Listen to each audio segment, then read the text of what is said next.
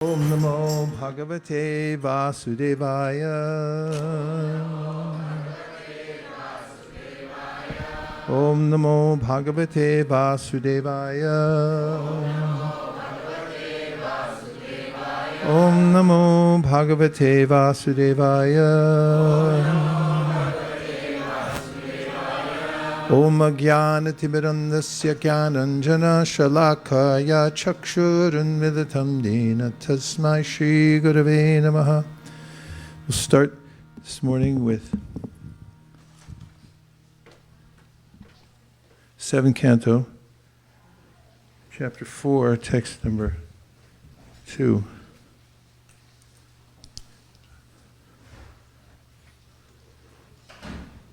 Hare Krishna, Krishna Krishna, Hare Hare, Hare Rama, Rama Rama, Hare Hare, Hare Krishna, Krishna Krishna, Hare Hare, Hare Rama, Rama Rama, Hare Hare, Hare Krishna, Krishna Krishna, Hare Hare, Hare Rama, Rama Rama, Hare Hare. Continuing a topic that I'm writing a paper about, and therefore I'm using this time to explore the ideas. And it is based on the Bhagavad Gita, in which Krishna says, Vita, Raga, Bhaya Krodha Manmaya Mamupashrita Bahavo Jnana Tapasa Puta Mad Bhavam Agataha. Krishna says in the Bhagavad Gita that one may overcome the 3 horsemen that hold us back, fearsome as they are, from making spiritual advancement. And one may do this, he said, by the austerity of cultivating knowledge. Jnana tapasa. Tapasa means taking the time to turn away from one's own sense gratification, the material, one's preoccupation with whatever makes one feel more conveniently situated, to think about one's ultimate good. And jnana means to, first of all, understand, as Krishna says in the Bhagavad Gita, Kshetrajñam chapi manvidhi sarvashetrishu bharata kshetrajnayo jnanam yatach jnanam matam mama. He says, my opinion, the basis of knowledge is to know the difference between yourself and the body. The body is an energy field. It's, if you break it down into small particles, it's a vibrational force. And somehow it's organized by the mercy of Krishna, and his intelligence has put it together as a harboring place for the living force, which is categorically different from the energy force of the body. It's a completely different category of energy. It takes shelter in the present force, energy force, in order to facilitate either engagement, further engagement with the material world, or liberation from the material world. And so Krishna says that's the first step for knowledge. And then, of course, we know that the other steps of knowledge have to do with sambandha, abhideya, and prayojana. Sambandha means that beyond just knowing that I'm not the body, I should also know that I, as a living force separate from the body, have a relationship with the source of all energies, which is Krishna. Aham sarvasya prabhavo matak sarvam pravartate iti matva vajandemam uta bhava samanvita. Those who have this awareness give themselves in cultivation of that relationship with Krishna, because they know all energies come from him, even the energy field of my body, what to speak of my very self, am part of Krishna, And as it is said in the Brahma Samhita, sanityo nitya sambandha prakritischa paraivasa, that I have an eternal relationship with Krishna, so let's look into it. That's the mood of sambandha gyan. And that's a very high level of understanding spiritual practice. From sambandha comes the execution of the process of knowledge. Just philosophical understanding that I have a relationship will not be fruitful unless I have a step-by-step process in order to realize that relationship. And it, in devotional service, has to do with 64 items, which come under the category of Shravanam, Kirtanam, Vishnu, Smaranam, Pada, Sevanam, Archanam, Bandhanam, Dasyam, Sakyam, Atma, Nivedanam. There are 9 general categories of Shravanam, hearing. I'll say it, then you repeat what it is. Shravanam, Kirtanam, Vishnu, Smaranam. No, say what it is in English. Shravanam, Kirtanam, Vishnu, Smaranam, Pada, Sevanam, Archanam, Vandhanam, Dasyam, Sakyam, Atma Nivedanam. Did I miss anything? No. And then within those 9 categories, there are 64 individual items of devotional service that we can engage in, that we do engage in, through our process of Bhāgavatam marg and Pancharatrika Vidhi. The 2 things go together. They come out to 64 items of devotional service. So that's abhideya. One can enter into that enactment of the knowledge that one's received, that one has a relationship with Krishna. And through engagement in Bhāgavatam marg and Pancharatrika Vidhi, then as one's senses become purified by that engagement, sarvapari vinirmuktam tat pratvena nirmalam rishikena rishikesha sevanam bhaktir uchite. There's a way in which, by using our present senses, the knowledge of our relationship in service to Krishna, then they become purified. And as we were reading the other night in our Bhāgavatam reading group, there's only 2 people in it right now, presently. We read about how the material nature, pursuant to the Purusa Sukta, Sahasra Shirsha Purushaha Sahasraksa Sahasrapaha, Sabhuming Vishwato Vritvat, Atyatishat Dasangulam. There's one original person from whom everything emanates, and that includes all the elements of the world. And those who are engaged in Sambandha Gyan realize this, that all elements belong to Krishna, and they use all those elements in yajna, in Krishna's service, and this forms the pathway to perfection in life. And there are no other ingredients. There's nothing outside of Krishna. Everything is part and parcel of Krishna, including all the elements. That's why we have in the Bhagavad Gita Krishna's cataloging ways that we can remember him. Punyo gandha prativyam cha tejas chasmi vibhava so jivanam sarvabhuteshu tapas chasmi tapasvishu bijam mam sarvabhutanam vidiparta sanatanam pudhir buddhimantam asmi tejas tejasvinamaham. He's describing a material phenomena and saying the fragrance of the earth, that's me. And I'm the heat and fire, right? So when we do part of Sambandha Gyan, we're doing yajna, taking those elements and we're offering them to Krishna, just like in the Purusa Sukta.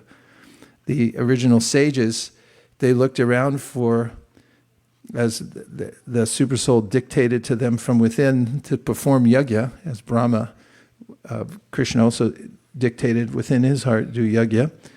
But they looked, there was, where was the Indian store where they could go get some mixture of grains or something like that. There was no Indian stores at that time.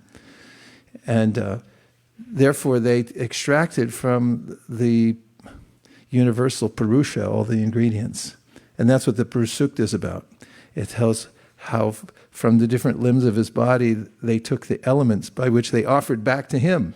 So when we do artik, we do the same thing. As we're we're offering some punyoganda. Here's the fragrance of the earth, offering it back to Krishna. We took it from Krishna, from the earth, we offer it back to him. And then we heat and fire, we offer the lamp. It's the same thing for the beginning of creation, and now it's extended into the process of Pancharat Shrikaviti, where we take all the elements, whatever we have, we just package them in different ways, and we offer them back to Krishna. That's the sacrifice, offer everything to Krishna. And then the third stage, the fructification of knowledge, comes in prayojana. And prayojana means the ultimate goal, which is to awaken one's natural loving relationship with Krishna. That comes from our heartfelt offerings to him, and Krishna reciprocates with us for that. And that dormant love that's in our heart, which is now generally misplaced, begins to awaken towards Krishna in a very specific way. And these are the three progressions of knowledge that we get. So, in order to pave the way, in order to clear that path so that we can work steadily on the progress of sambandha, then abhideya, and prayojana, Krishna says there's three obstacles you must overcome. And so the first one's raga. I talked just briefly about krodha the other day, about cynicism, anger, confusion, frustration, and what did we call it? Intellectual despair that comes from ignorance. And then in raga means, as we're calling it in this context, irrational attachment to the lower energy matter. So Krishna says you have to give that up. It means transfer, but it's not so easy. But Krishna says, Bhāgavo jnana tapasa, through knowledge, Bhāgavo, many people have been able to transition and give up the attachment to irrational attachment to matter. And so Bhāgavo jnana tapasa, by jnana tapasa. So where does that come from? Well, it comes from the Bhagavad Gita, where we get the basic knowledge, and then Srimad Bhāgavatam, which takes us through various scenarios. And by hearing them, we don't have to experience it for ourselves. In other words, we can vicariously appreciate the results of sense gratification, which are not good, by the way, through the Srimad Bhāgavatam, by hearing. And the Srimad Bhāgavatam removes the psychological obstacles. So now I'm looking at raga, irrational attachment to matter. So there are various ways in which I'm looking at the 7th canto through the 12th canto, and today I'll just look at a few examples of the ways in which the Srimad Bhāgavatam allows us to look into a movie. And by watching it, it changes our idea about happiness in the material world. So I'm starting off today, and these are anecdotal, but we can talk about them for a moment. First of all, I just want to give an overarching statement about material desires. And the definition of them is, a material desire is a desire that is impossible to fulfill. And if I'm aware of that, it might give me pause. It may not break the cycle of my engagement in sense gratification, because that takes a little more investigation and hearing the Srimad Bhāgavatam more thoroughly, but at least that sets the stage for these presentations that we get throughout the Srimad Bhāgavatam that allow us, without touching the material world ourselves, to hear about them and then naturally feel detachment from matter within our heart. Now, I'll just also mention that there is no detachment from matter until one realizes the beauty of Krishna consciousness. So the two things go on simultaneously, but the more important of the two is manat Krishna niveshayat, which means to think of Krishna somehow or other. And by thinking of Krishna, hearing about Krishna, there's a natural way by attraction to Krishna. We get a higher taste, and then we're able to see the difference between our engagement with Krishna and with the lower energy of matter, and we naturally become detached. And I'll give an example from village wisdom. I got so much walking around with Radhanath Swami at the GEV. I wrote it in my notebook, and I'm milking all these analogies that I wrote down. And he told us about how on the lake, beautiful lake there at the Govardhan Eco Village, there are ducks and geese and swans. And they used to just have ducks and geese. And Maharaj told them they should get some swans. And the brahmacharis there, not being ornithologists, had opined that they already had swans because there were geese there. Now, if you look at a goose and a duck together, you may say that the goose is very beautiful. It's somewhat svelte, and it's got a longish neck, but it is when the duck seems awkward in all ways. The way it calls is quack, quack, quack, quack. And the way it moves and the way it eats, it's an awkward type animal. Compared to that, the goose is swan-like.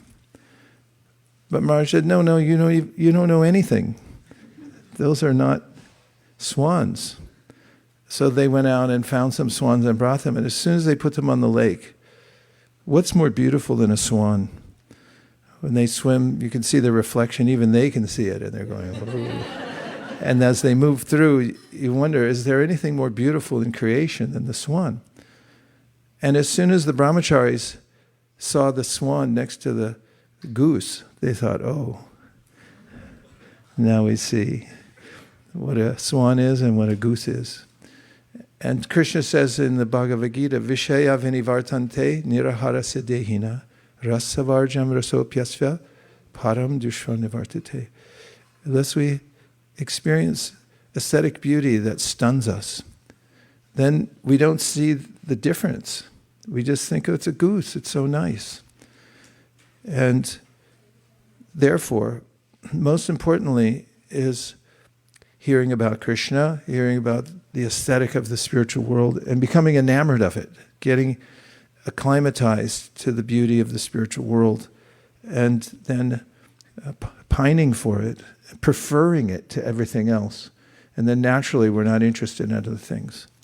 In the meantime, it's useful to also pry from the other side of life, which is to talk about the adverse reactions to attachment to matter. Both things can be helpful. So the Bhāgavatam goes through and gives us both. And so if we have, first of all, I'll read from Bhāgavatam 7.4.2. This is on the eve of Hiranyakashipu receiving power from Brahma. He wanted to dominate the world.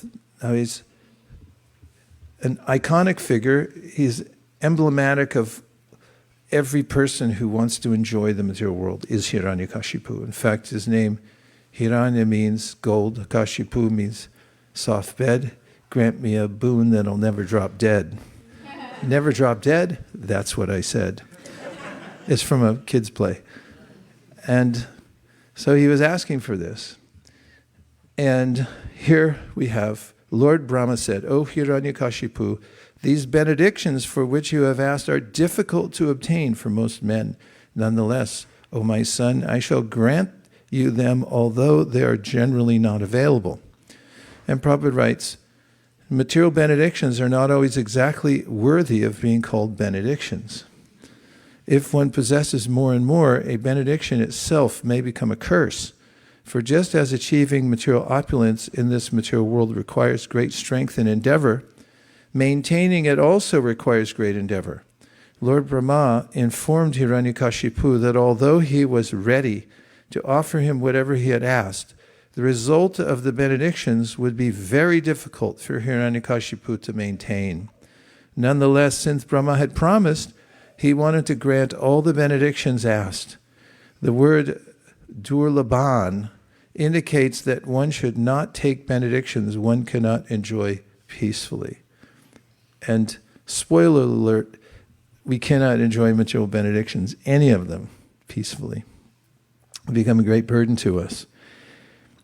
And we find later that Hiranyakashipu couldn't maintain this. So when we have an inclination to ask for material benedictions, we can remember that they may become burdensome. Unless we know how to engage whatever we have at every stage of our lives in Krishna's service, then by taking whatever sense gratification one needs at every stage of life, and Prabhupada once said that sense gratification is like salt. You don't want too much, and you want too little. A godbrother of mine once also said, it's like your nails. You don't want them too long, and you don't want them too short. If you cut them too short, you'll be in pain. If you leave them long, they become, well, I won't say anything because it's the mainstay of our American economy. Maintaining nails. But in any case, just the right length. And so, if one learns to engage everything in Krishna's service and doesn't, and understands this tacit warning that Brahma is giving to Hiranyakashipu, it's paroksha. Indirectly, he's telling him this is really going to be bad for you. But when one's heated up and one thinks, no, but I want it, and we get something, then it's really hard to speak to the person at that time. So throughout the Vedic literatures, there are many facilities for sense gratification. There are ways in which a soul who misidentifies with material nature and becomes a binibheshita, absorbed in it, and doesn't want to give it up, and thinks that's really my interest. Therefore, we find systems in the Vedas. There are 18 Puranas, 6 of them are for people in the mode of ignorance, 6 are for those in the mode of passion, 6 are those in the mode of goodness. And then there's the Amala Purana, the Srimad Bhāgavatam, which was for the Paramahamsas. Nigama kalpatara galitam palam shuka mukadamrita drava samyutam. It's for those who have given up the idea of enjoying the varieties created by the 3 modes of material nature. They only want the real thing. And we find that certain Vedas offer sense gratification to entice those who are wantonly engaged in sense gratification, and to a regulated kind of sense gratification, at least offer it your allegiance to some superior authority and realize that it's coming through somebody like a demigod. In common parlance, I've seen that those who are addicted to drugs, especially heroin, it's highly addicting. And there's a system the government has where they give an interim drug to get people off of heroin. It's called methadone. Methadone is administered only by the government. You can't get it anywhere else. And people who want to get off addiction to heroin, which is a very dangerous thing, not getting off it, but taking it is. And they sign up for methadone, they line up and the government gives them some intoxication, but they are able to measure it, exactly how much they're taking, and it's highly regulated. And over time, one can gradually reduce the amount and come off of methadone, theoretically. And so in a similar way, the Vedas offer some sense gratification to people at various times of their sojourn in the material world so that they can come off the intoxication of material nature in a regulated way, regulated by the Vedas, and then gradually come to full knowledge of their relationship with Krishna. That's the idea behind it. So Krishna also mentions in the 5th canto of the Srimad Bhāgavatam that sometimes people who have come by good fortune to devotional service may still want material benedictions, which is a contradiction in terms. And satyam dishati artitam artito nirnam naivartato yad punar artito yata swayam vidatam bhajatam anichatam ichapi danam nijat padapallavam. This is a verse that Chaitanya Mahaprabhu spoke to Sanatana Goswami. It's from the 5th canto of the Srimad Bhāgavatam, and it says that Krishna is very helpful when one takes to he's always helpful. And I'll mention that in a minute. No, I'll mention it now. As is mentioned in the Srimad Bhāgavatam, we should become aware of the fact that if we want sense gratification in the material world, Krishna gives us an unlimited opportunity to enjoy sense gratification. It's a facility. He makes it easy for us. As an example, there are 8,400,000 species of life. Do you think that's enough to try out interacting with the material nature? This is probably more than enough, right? And so he's facilitating the living entity by fulfilling the living entity's desire since the time immemorial. Sapariyagach shukram akayam avranam asnavinam shudham apapa vidam kavirmanasji paribur swayambur yatat yatatortan vyaradashas vatibhya samabhyaha. This verse from the Sri Upanishad mentions he's the supreme intelligence, the Purusha, and he's fulfilling each living entity's desire since a time immemorial. Whatever they want, he facilitates. So the same point is made in the Srimad Bhāgavatam that it asks a question. Since he facilitates material sense gratification so readily to every living being, do you think he wouldn't give an equal, if not more, amount of facilitation to those who want him in devotional service? And the answer is, given samoham sarvabhuteshu name dveshosti napriya ye bhajanti tumam bhaktya maite teshu chapyaham.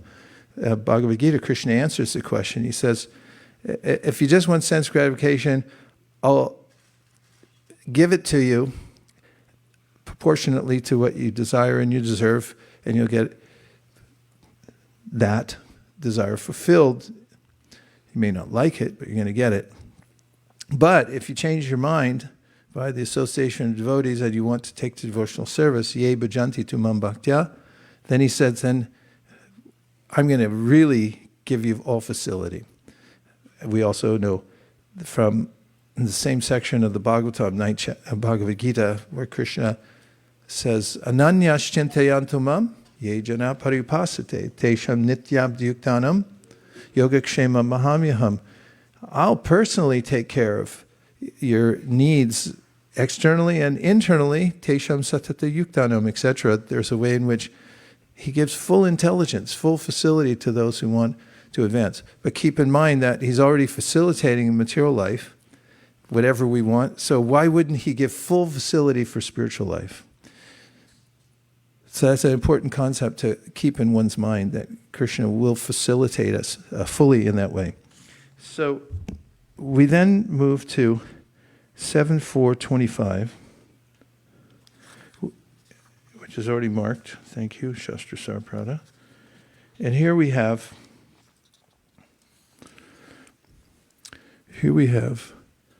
not the verse I was looking for, but it's not your fault, it's mine.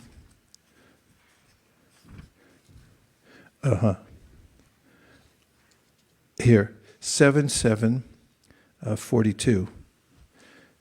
And this is Prahlad Maharaj giving this a philosophical basis for understanding sense gratification. And he says the following. In this material world, every materialist desires to achieve happiness and diminish his distress. True or false? Yeah. I was walking with Satyadev once when we were at Black Friday. It was many years ago. And we were walking together down the street and it was packed. And I said, everyone's looking for some material enjoyment. And he said, actually, everyone's looking more readily to stave off suffering than to try to get sense gratification. But both are going on. In this material world, every materialist desires to achieve happiness and diminishes distress, and therefore he acts accordingly. Actually, however, one is happy as long as one does not endeavor for happiness. As soon as one begins his activities for happiness, his conditions of stress begin. Did somebody gasp? And so those give some philosophical basis for one who is engaged in the material world because of being in a material body, having awareness of the fact that as soon as I start looking for happiness, that's when I start to suffer. And then we can also, through pratyaksha, as Krishna says in the 11th canto of Srimad Bhāgavatam to Uddhava, that we should use pratyaksha, anuman, shabda, and aitya. These four sources of evidence so we can understand the world. To see that everything in the material world is temporary and our engagement with it has a beginning and an end. And therefore, he says, we should feel a sense of detachment because we know that it's here today and gone tomorrow. And to that end, Prahlad Maharaj, in his prayers to Lord Nrsingadev, notes that happiness is elusive. And this is at 7:925, where he says, in this material world, every living entity desires some future happiness, which is exactly like a mirage in the desert. Where is water in the desert? Or in other words, where is happiness in this material world? So he asked the question for everyone to answer. Kutra shisha shruti sukham mrigatrishni rupa. He says that the happiness we conceive of in this material world that we want to enjoy is a mrigatrishni rupa. It's the form like that of a mirage where you see a lake. It has a form, it seems to have substance, but it's a mrigatrishni. The deer have a taste for it. So they are thirsty, they run for it, but they never get there.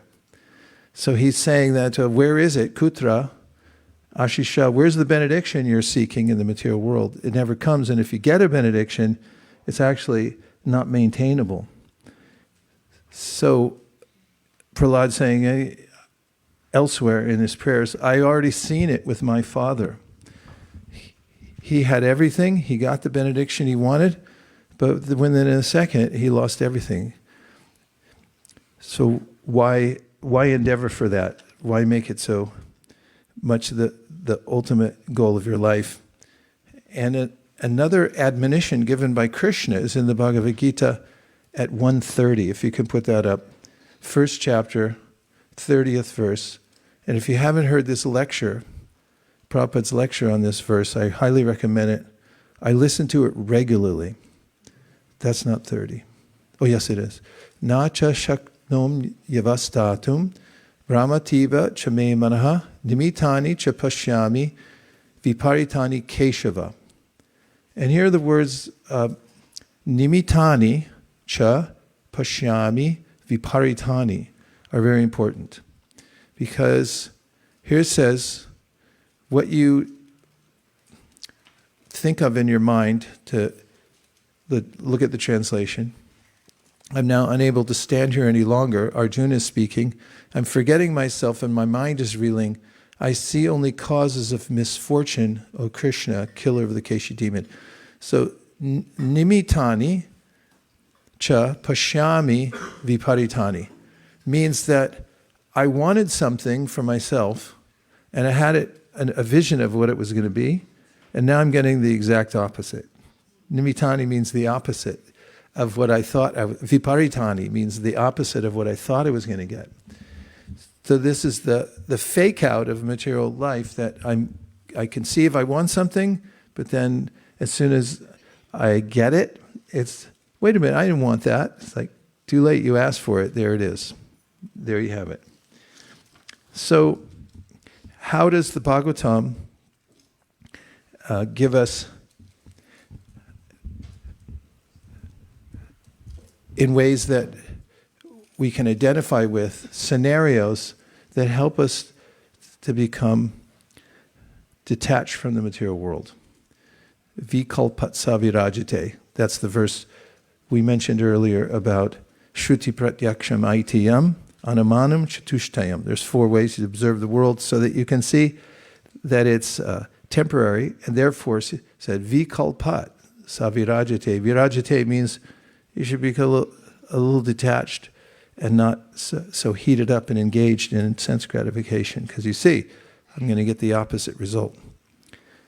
So obviously we have Hiranyakashipu, who I already mentioned, who's more desires of sense gratification than Hiranyakashipu, who was given a more full benediction for material enjoyment than Hiranyakashipu.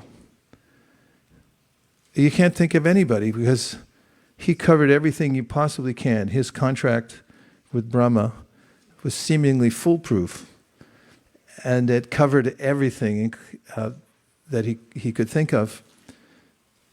And he had it seemingly for some time, but it completely collapsed, and he got the opposite result of what he wanted.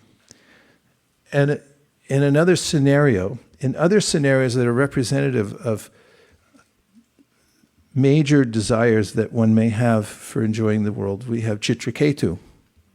And in Chitraketu's case, he was a king, and our acharyas point out in their commentaries that in speaking about one's relationship with the material world, we often hear stories in the Bhāgavatam about kings. Of course, nowadays everybody lives by like a king or queen. In fact, we have more facility for sense gratification than ancient kings and queens. Indoor plumbing was not a big thing back then. There were bedpans, and I'm not going to go into detail, but that's what you had. And refrigerators, forget about it. Air conditioning, nope. We have every middle class or even lower middle class family has an air conditioner, indoor plumbing, etc. You want food, you don't really have to lift a finger, you just have to go to the store and pick it up, etc., etc. In any case, at the time of the Bhāgavatam, those who were kings and queens were known to be the supreme enjoyers of the material world. That's why we say live like a king or live like a queen. So now we take the stories of those who were in that position, and we see that whatever they tried for in this world was equally as unsuccessful as anybody else. And Prabhupada mentions that when a very wealthy person gets typhoid, he or she suffers as much as a poor person who gets typhoid. And everybody gets something, because it's the world of suffering, the material world. And so Chitraketu wanted to have an heir. And this is a strong desire that many people have. I want an heir to carry on the name of the family. And I'd like to have somebody that I can show my opulence to and share my opulence with, this deeply rooted desire. And Chitraketu prayed for this, and then he received a benediction which he couldn't handle, which came with a caveat. Don't you hate caveats? You'd rather hear you can have it with unabated enjoyment and no strings attached. That's what we're looking for. There's always strings attached whenever there's when we have a vested interest. So he had a vested interest in enjoying, and Narada gave him the benediction. Was it Narada? Angira. He brought Narada back with him later. Angira Rishi gave him benediction that he could have a son, but he gave him the caveat that you'll get the enjoyment of having a son, but it's not going to be so nice because it'll be difficult for you. And he thought, I can handle that. And that's one of the thoughts of the intrepid living entity in the material world, to say, whatever it is, I'll be stoic and I'll handle it somehow or other. And to defeat that subtle desire within the heart of every living being, we have this story which unfolds in such a remarkable way. And that is that there in the palace, when there were thousands of queens and none of them received a child from the king, as soon as one of the queens had the child, by the benediction of Angira, then they conspired to kill the child out of envy. Now the scene that unfolds because of the news that spread that the infant had died in its crib, in which Chitraketu, upon hearing the alarm raised by the maidservants, came running in and noticed that the child was still and not breathing. And his grief was so much that he was wailing with his mouth wide open. Such a painful situation. And the pain was so great that he fainted. The scene was so shocking to him that how could such a reversal of come to me in my kingly life, that everything I wanted, which is this child, has now been reversed. Viparitani, I got just the opposite of what I wanted. His consciousness couldn't bear it, therefore it just shut off and he fell to the floor unconscious. But then he came back again and noticed it, saw the scene again. You know how if you have a dream and you're like, wake up, and you wake up and then you say, okay, that was a dream. He woke up and he saw, it's not a dream, and then he fainted again. That scene alone, consumed by the listener, instills within the listener's heart a sense of the agony that takes place by fully giving one's heart and soul to the material world. Doesn't mean that we're not naturally affectionate to family members and we don't try to maintain our children, our parents, or whatever. But we should also, virajo, we have some sense that this is not reality. It's the unfoldment of material life. And if I fully invest in it, the agony becomes more intense. And with Chitraketu then, he had an opportunity, and so do we, to then observe it objectively, because Angira came back with Narada, and at that time, the sages induced the soul who had been in the body of the child to come back. And the sages said to the soul, why'd you leave so early? And look at the distress of your parents. And he said, sorry, but I don't recognize these parents. I've had so many. Now this is what we get in the Bhagavad Gita perspective that we're just passing through. And when he hears from the child, actually it's the soul speaking in the body of a child, which is more accurate, then he realizes this idea that I had, this is my child, I'm this body, this is my family, this is my wealth, it all took on a completely different perspective to him, and he became detached and open to hearing from Narada Muni about what to do next, which was to take a mantra, which he became very successful at chanting. So, I don't know about you, but after hearing that story a couple times, especially the scenes where he's wailing with a wide open mouth and fainting because of his awareness of the departure of his son, his main investment in this world, gave me a different perspective on life. And it's something that stays within the heart, within the mind. A couple more points.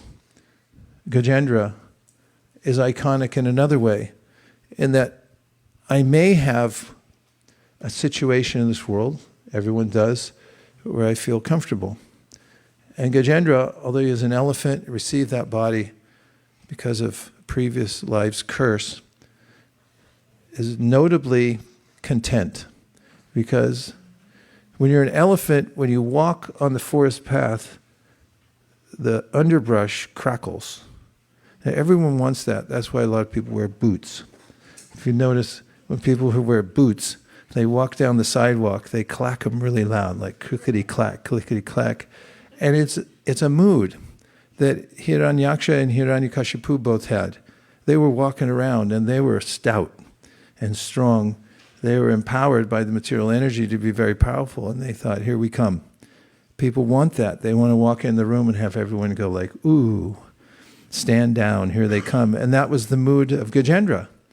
He had such power that when he walked through the jungle, everyone got out of the way. That feels good to a conditioned soul. It's like, here I come, now people move. And when I walk, the underbrush crackles under my weight. And with that, he felt at ease to go in the water and bathe his family members. Now this sets up a scenario where, okay, you've got everything you want. And what is that? Full tank of gas, refrigerator's full, no more debt. Everyone loves you, and everything's fine. And then comes the crocodile onto his leg. It's so startling and it's so sudden. And how could this happen to me? I'm so powerful. I have everything. This is one of the inevitable, startling moments in the life of every soul in this world who identifies with the body and thinks, I've got it made. I went to the best school, or not, whatever it may be, everything's lined up, and then the crocodile comes. And then there's this reckoning point in Gajendra's struggle with the crocodile, which I've mentioned many times, that he realizes that I can't win, and I'm helpless. Then he prays. And there's a way in which the Bhāgavatam shows us, if you feel delight when you walk and the underbrush crackles under your feet, if you feel leisurely, happy, the happy of the leisure you've gotten by your material advancement, watch out. Because Padam Padaṁ vipadam teṣām. When we hear that story, where else are you going to hear it? Well, of course, you hear it every day. People coming into mishaps, but there's a sense of, well, at least it wasn't me. And of course, people have empathy. They feel sorry, try to help out in some way. But ultimately, the Bhāgavatam frames this in such a way that it instills in our heart a sense of, let's not get comfortable here in the material world and think that I've got it made and everything's going to be okay. Better to preemptively take the mood of Gajendra after the crocodile gets on his leg. Better to preemptively, says the intelligent person who hears these stories, take the position of Chitraketu after he surrendered and took the mantra and began to chant sincerely. This instills in us both a sense of detachment from the material world, which is the sufferings of which are categorically applied even to the richest people, people with the most advantageous situations, as well as the poor people. Everyone, it's an equal opportunity suffering agent, this material world. And then one comes to this sense of, let me surrender to Krishna. Removing from our heart, by hearing story after story, the sense of raga, or intense attachment to the material world. Now we'll take a few reflections or questions. Yes, Devavrata Prabhu. I was, during the class, actually throughout the class, the principle which you were bringing up, transformation through hearing, I was thinking of a verse specifically from the 11th canto of the Srimad Bhāgavatam. And it goes, Yata yatatma parimrijate so matpunyagata shravanabhidanai tata tata pashanti vashtu shukshman chakshur yata vanjana samprayuktam. This is 11:14:26. And the translation is, when a diseased eye is treated with medicinal ointment, it gradually recovers its power to see. Similarly, as a conscious living entity cleanses himself of material contamination by hearing and chanting the pious narrations of my glories, he regains his ability to see me, the absolute truth, in my subtle spiritual form. So, yeah, this is the verse I was thinking of for your whole presentation. But then I also had a question. It seems like living entities many times, there has to be some shake-up in order for them to take the process of hearing and chanting seriously. And that's highlighted in the stories of Chitraketu and Gajendra. So how do we actually act preemptively rather than having to go through experience? Because although we may hear it, there may be a chance that we don't take it so seriously, like it just doesn't go deeply into the heart and we don't act on taking preemptive measures. So how can we actually generate that within ourselves? Well, it works simultaneously, because although it's very difficult to put oneself into this abject sense of detachment from the material world, since we already have our patterns of life and we are engaged with our life, when we fortify ourselves by hearing from the Srimad Bhāgavatam, as events unfold in our life, we have that basis of knowledge and the feeling, even more importantly, that it instills in our heart. For instance, I've mentioned twice now the feeling that I get when I hear of Chitraketu wailing with a wide open mouth. Just that scene itself reminds me of the agony of reversals that take place in the material world and what it feels like.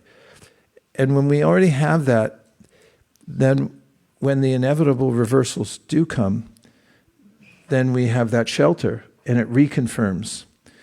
So it is a synergistic process. In other words, vidyam cha yas tad vedo bhayam saha vidyayam ratum tirtva vidyayam ratum ashnute. Sri Upanishad says you should cultivate this knowledge of the temporality of the material world as an example, one aspect. And you should also cultivate knowledge of your eternal position, because the two of them combined together have this synergistic effect. So knowing what's coming, and then when it comes, realizing that you're fortified. We may still think, how will I deal with reversals in my life? But we'll then realize that because I'm living the life of the Bhagavat, then hearing from the Bhagavatam, when they do come, I do have shelter. And that gives more maturity in one's practice too, because one realizes that I'm fully supported by transcendental knowledge. So both things will be there, and that makes our entire life didactic, or all the experiences in our life didactic. We learn from them. Okay, let's see if there's anything else. Yes, Hugo.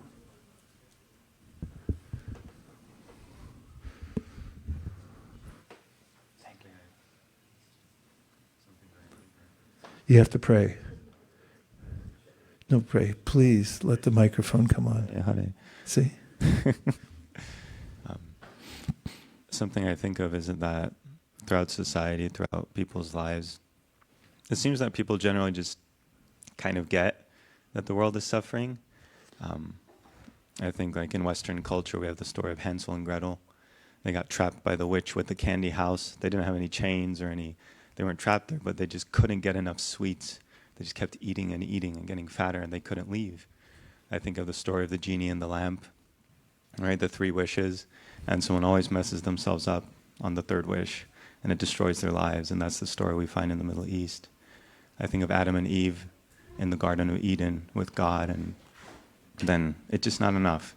They go to the one tree that's forbidden to them, and even I feel like my experience is when I speak with people in the world, everyone just has this sense like, man, these taxes and the family responsibilities and the society and this like traffic that I hit on the way to work, everyone seems to kind of have the sense that life is just difficult and challenging. And yeah, I appreciate what you said, the intrepid spirit soul, the like, I can handle it. That for me was that clarifying point where there's this sense in people's minds, there's in one sense an acceptance of like, wow, like life is just challenging and struggling, and the more I try to make a comfortable life, the more difficult it becomes. At the same time, there's this like dissonance within the heart of, well, it's good enough, it's comfortable enough, it's happy enough, I can make it. So I was reflecting on that dissonance between the logic and the emotion. Yeah, dissonance between logic and emotion. And therefore, it's not enough just to hear that the material world's a suffering place. There has to be higher ground. And that's what's woven into the stories. For instance, we have Chitraketu. How does he respond to this? He's given a pathway to transcend and understand his relationship with Krishna, and he achieves that. And with Gajendra, we're shown at the end of his traumatic interlude with the crocodile that there's safety at the end by prayer, and Krishna comes to save Gajendra, and therefore we're not left with this existential sense of life's just a series of miseries, and that's the human plight, because some leave us there. You know, Herman Melville, for instance, notably in Moby Dick, he's an existentialist, and just like, you're crying into the void, there's nobody there. But in the Bhāgavatam, there is somebody there. You call in, Gajendra calls it out, and he's not even sure who he's calling to. And the Bhāgavatam is encouraging us, yes, there's somebody there. Krishna is responsive, and he cares about you. So, nightmares are hard. When we're living in a nightmare, or it doesn't even have to be a nightmare, that's a pretty high standard for a bad dream. You know, even if it's a tough situation, we feel it in that moment of that we're suffering. But then the relief comes when we understand reality. So the Bhāgavatam is reality distinguished from illusion for the welfare of all. So it doesn't leave us in that existential angst. It doesn't just say life's suffering, try to be stoic and deal with it, although that's part of it. We should be stoic. But how to be stoic is to understand that I have a different life. I'm not really part of the world. One of the phrases from the Vedas that I find enlightening and also reassuring is asango hyayam purushaha, which is, you know, little jiva, you have nothing to do with the material world. It's like the person in the dream who's woken up and says, okay, it's over. You're okay. You're right here. It's okay. So we get both sides. And ultimately, we need that higher ground along with the sambandha that the material world is not our home, and that's why it's a suffering place. Thank you for the observations. Yes, Rajeshwari Leela.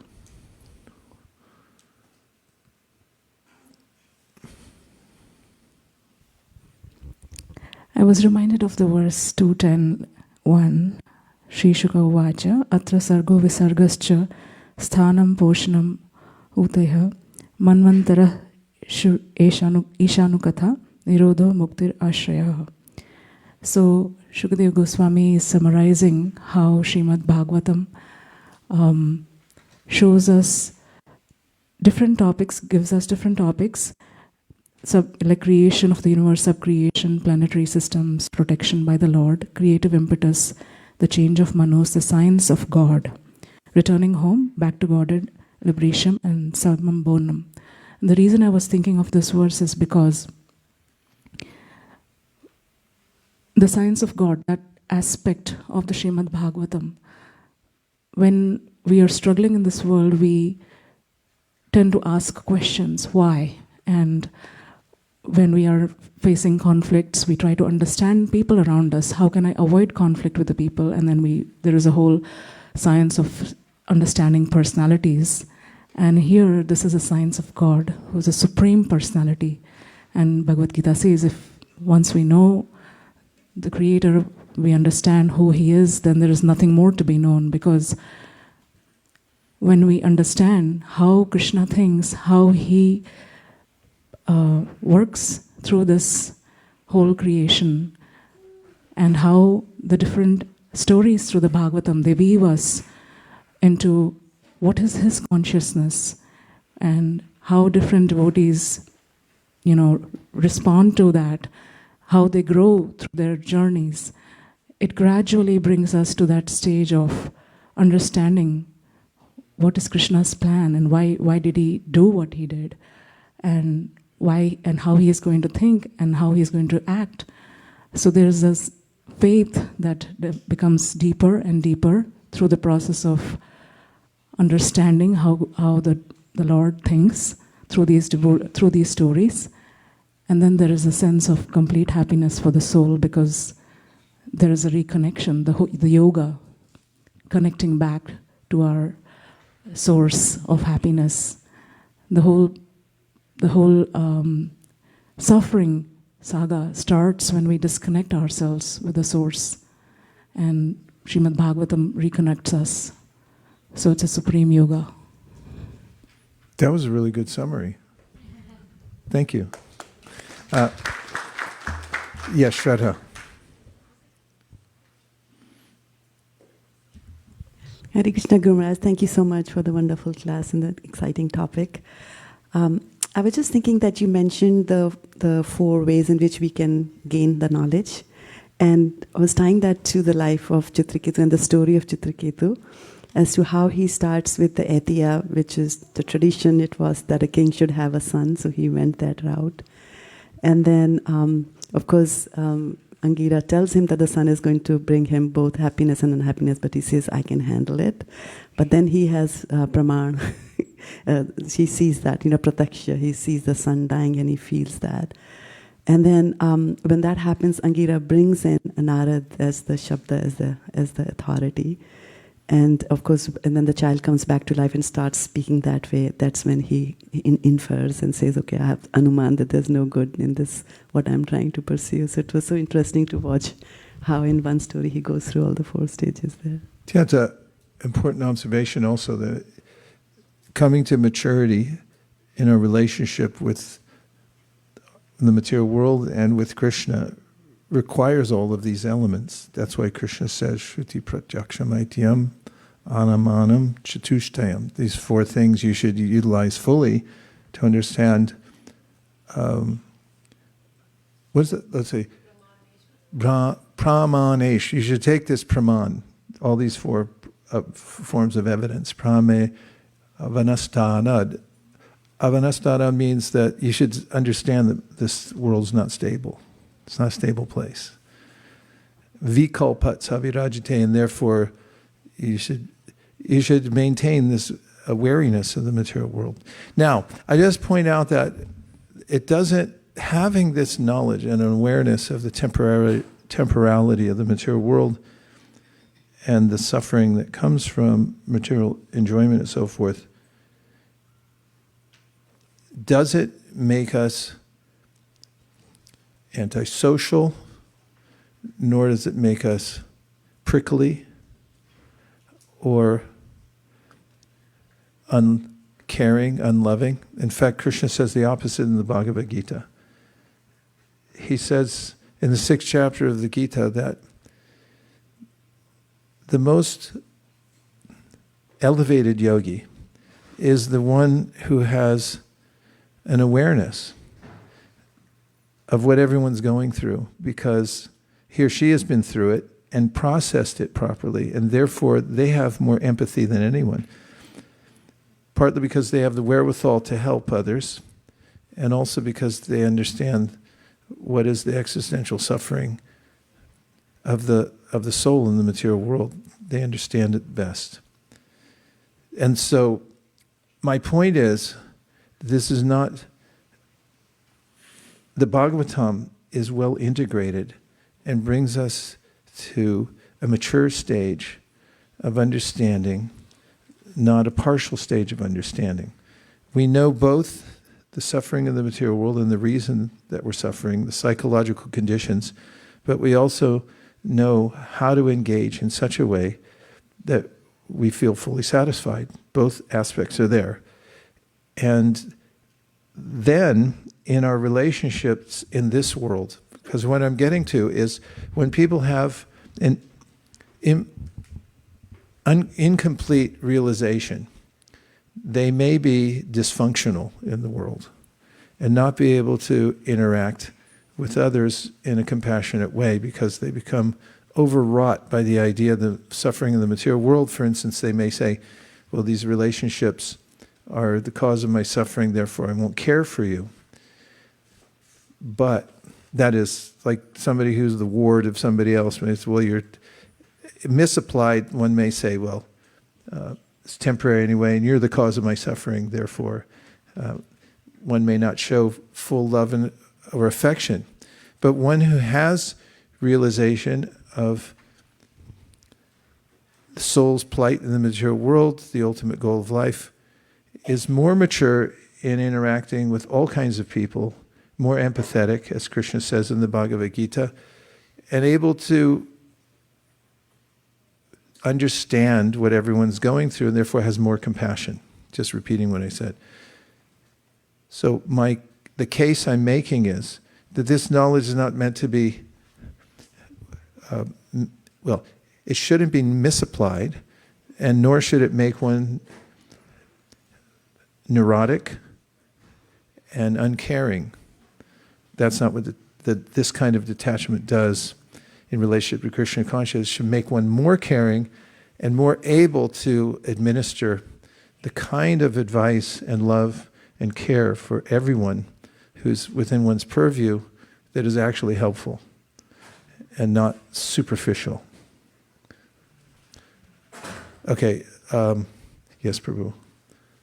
And then I'll go to Yashoda Vatsal.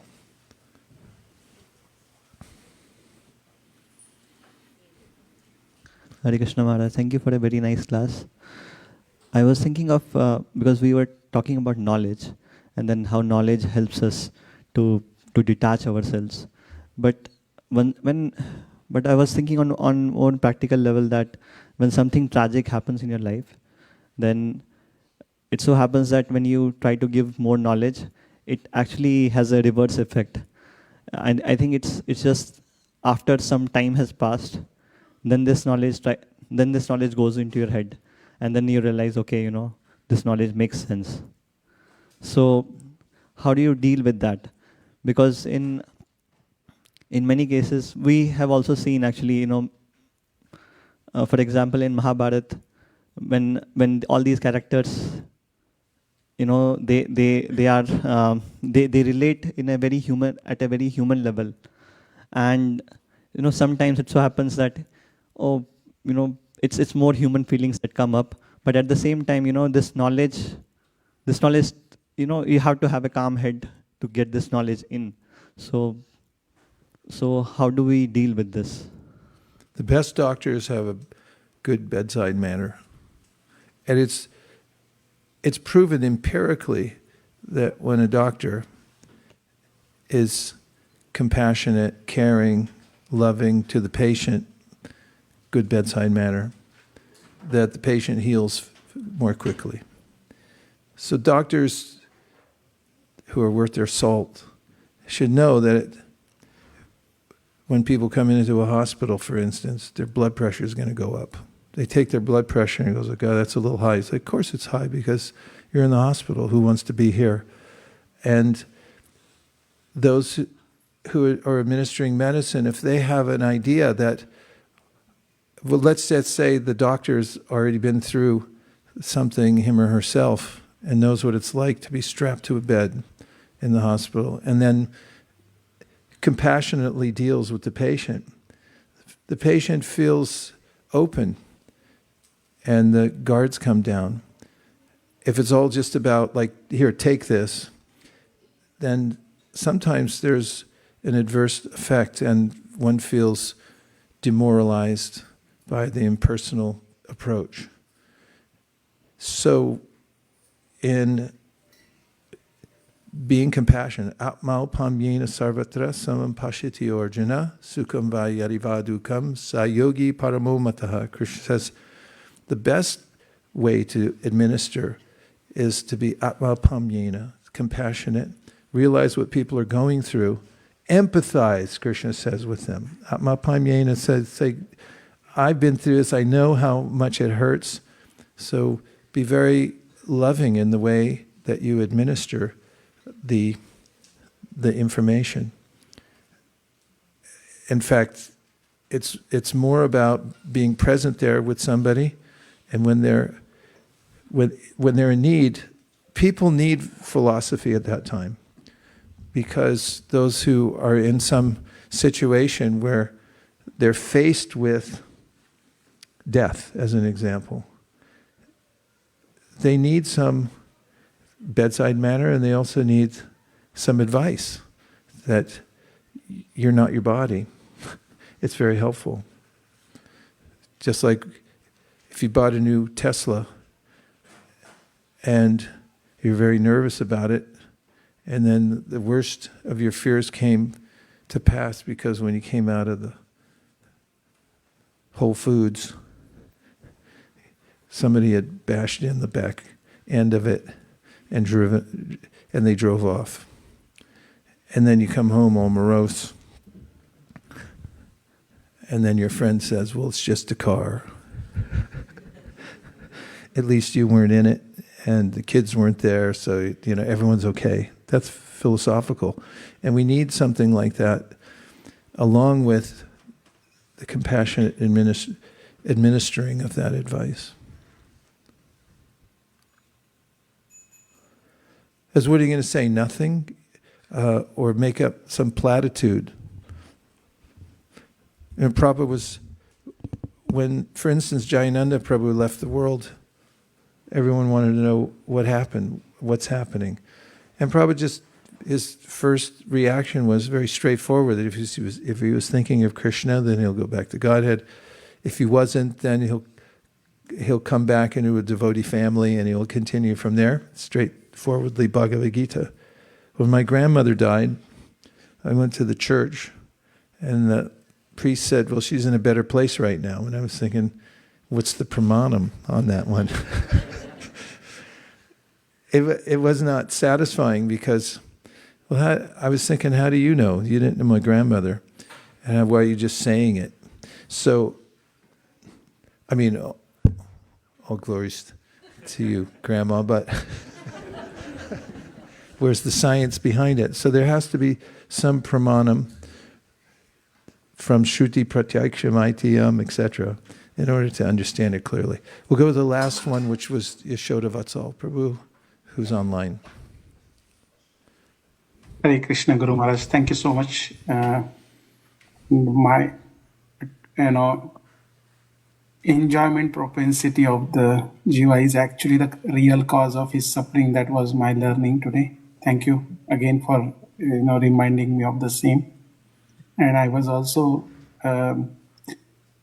thinking about rather yesterday when I was reading.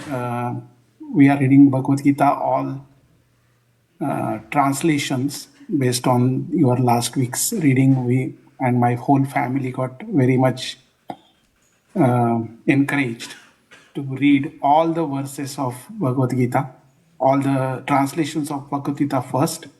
So, and yesterday we were reading 6th chapter, 20 to 23, and I was just reading there that yam ladva chaparam labhyam manyate nadikam tata yasmin stito na dukkhena guruna api vichalyate. And I was just reading the translation there when it really touched me. Being situated in such a position, one is never shaken, even in the midst of greatest difficulty. This indeed is actual freedom from all miseries arising from material contact. So that actually touched me that, there is going to be a lot of challenges around in this material world. But if I want to be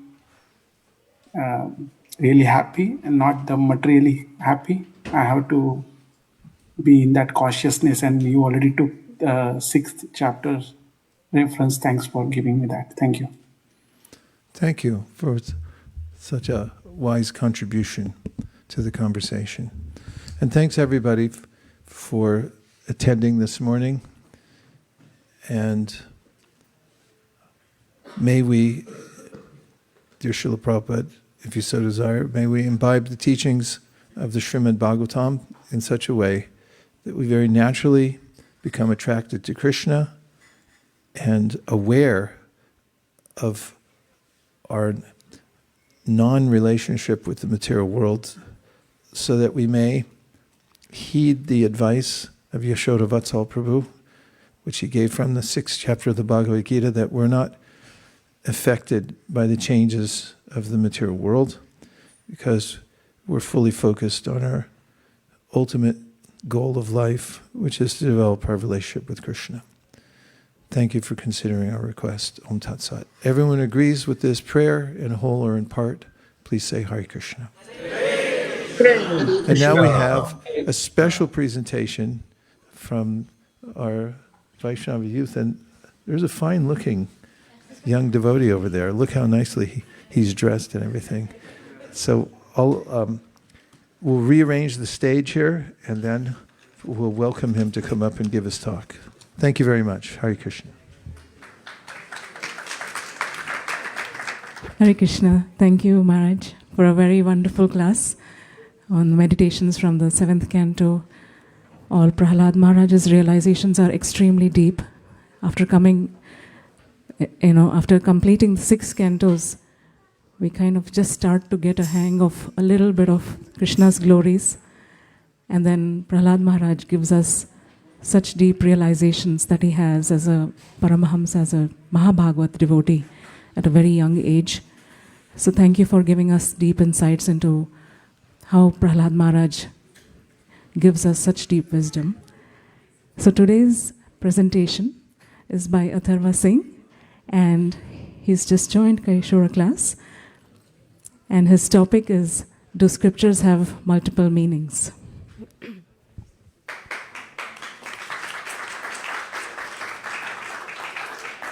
Do you start? Hare Krishna, dear devotees. All glories to Srila Prabhupada. Please accept my humble obeisances. Today I speak on the topic, do the scriptures have multiple meanings? From the book Bhagavad Viveka by His Grace Gaurang Darshan Prabhu. Oh, okay. So before we start with any spirituality, let's look at this simple grammar word called homographs. So homographs are words with the same spelling but different meanings. So like bat as in the bat bird, and bat as in the baseball bat. And then we have like seal as in the animal seal, and the seal as in we put in a postcard to like ship it across the world or something. And like this, we have innumerable words in the English language, and we see this in our day-to-day life. Let's understand this idea using a prism. When sunlight passes through a prism, it splits into many colors. In the same way, the message of the scriptures, like the Bhāgavatam, can show different meanings to different people. Some see one meaning, some see a few, and some see many, depending on their understanding and desire. The key point is, like a prism, scriptures reveal messages at different levels for everyone, from beginners to advanced devotees. Epitome of all scriptures, the Srimad Bhāgavatam. Let's see how this book is the epitome of all scriptures. Srimad Bhāgavatam is the book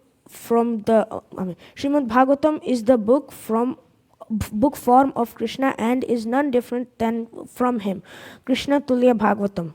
Srila Vasudev wrote many scriptures, 4 Vedas, 18 Puranas, 108 Upanishads, and Mahabharata, and still felt inner unhappiness. It was not until that he wrote the Srimad Bhāgavatam that he felt completely satisfied.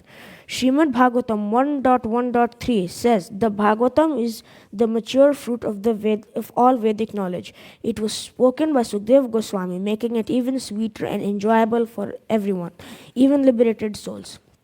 So for you guys who don't know about the parrot and the tree, so on the tree, if there's a fruit and a parrot eats it from the tree only, the fruit becomes more sweeter. And in the spiritual world, Sukadeva Goswami is the personal parrot of Radharani. And so he said, because he said the Bhāgavatam from his lips, it becomes even sweeter. Bhāgavatam's diverse audience. Srimad Bhāgavatam speaks to different people at different spiritual levels. We can see this in Lord Ram's pastimes. He played many roles. He played ideal, son, husband, disciple, brother, and father. Let's take an example from the Ramayana and understand this more. When Lord Ram gave up the throne and went to the forest, how beginners will understand this? They might understand this as sticking to their duties and principles even when times are hard. Intermediate learners see him as the ideal son sacrificing his rights for his father. And then let's take another example from the Ramayana only. When Sita Devi was kidnapped, beginners might see this as Lord Ram's suffering and separation from Sita Devi. Intermediate learners see him as the ideal husband trying to rescue Sita. And advanced devotees understand it as Vipalambarasa, the spiritual feelings of separation between the Lord and his eternal consort.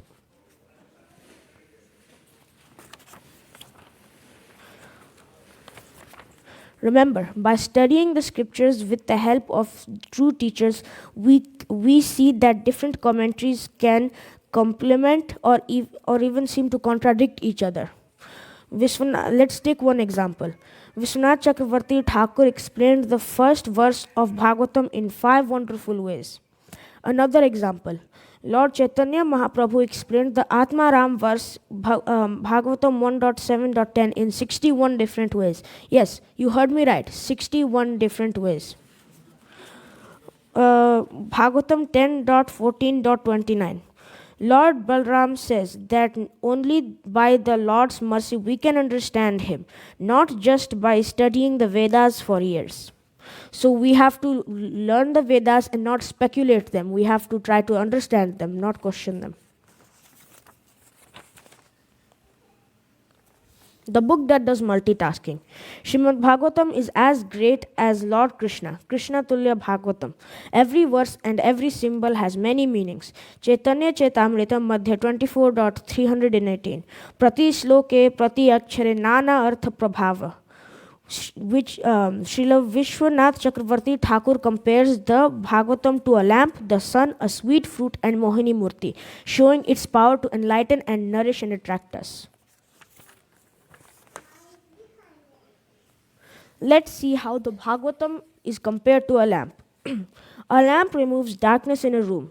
In the same way, Srimad Bhagavatam removes ignorance from our hearts by revealing the Lord's general pastimes and stories about creation and destruction.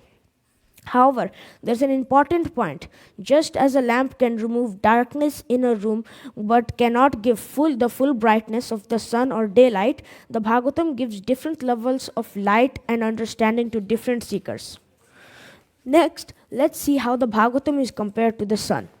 The Bhagavatam not only removes darkness from our hearts, but just like the bright sun, it destroys demonic conceptions and atheistic mentalities throughout the entire world and brings joy to the devotees.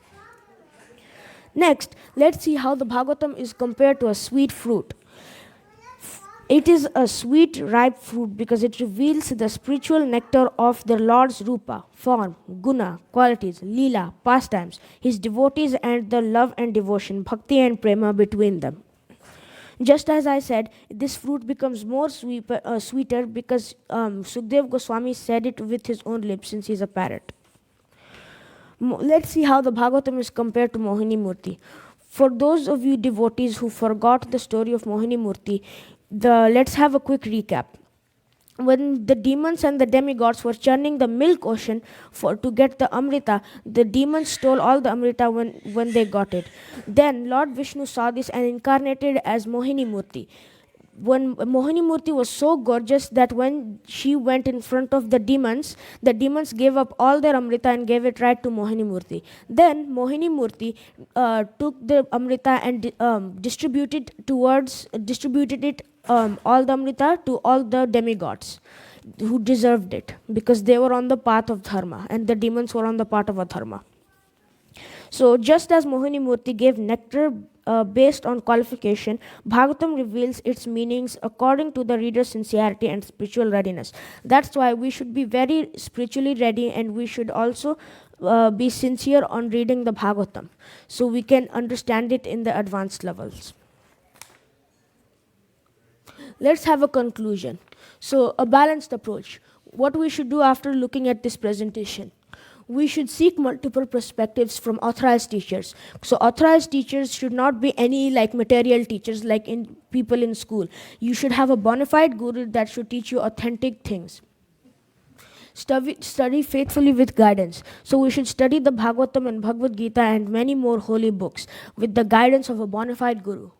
What our goal should be after looking at the presentation? We should transform consciousness, develop love for Krishna. So from our material consciousness of trying to earn money and trying to like be successful in life, we should convert that consciousness into Krishna consciousness. Because if Krishna wants, he can make you the richest person alive.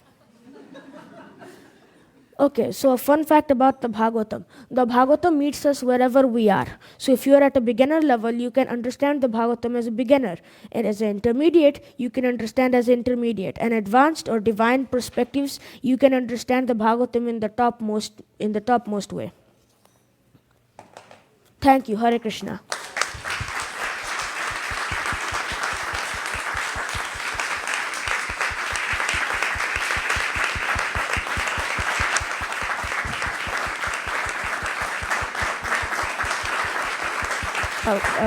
Okay. You guys can stop now. Okay. Artha, So please ask if you have any questions. Hare Krishna. Hare Krishna. I have some observations and also one tiny little piece of advice or correction. May I? Yeah, sure. Okay. You give more information per minute than any other speaker that I've heard. These are not this is accolades. It was very informative, what you gave. You put in a lot in a short amount of time. I liked the way you started it with giving us those symbols and showing how they have relationship. It was an interesting way to start the talk.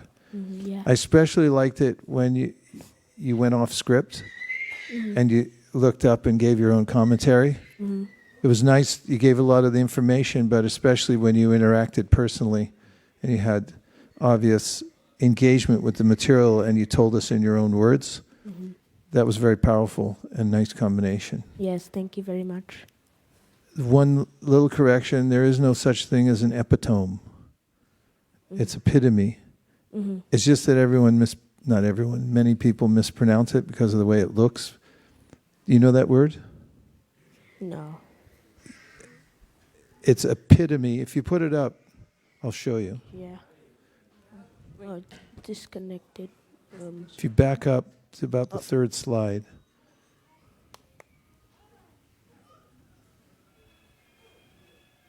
There. See the word at the top? Yeah. You said epitome of all scriptures, but it's pronounced epitome. Epitome. Okay. Thank you. Free Epitome. advice. I liked your stature, Yeah. the way you held forth, the way you prepared for the whole thing. It was very effective. Thank You you. have a very good countenance. Yes. People like you. You're an audience pleaser, so please keep giving talks. Mm-hmm. Okay? Okay, thank you. Hare Krishna. Yeah, thank you.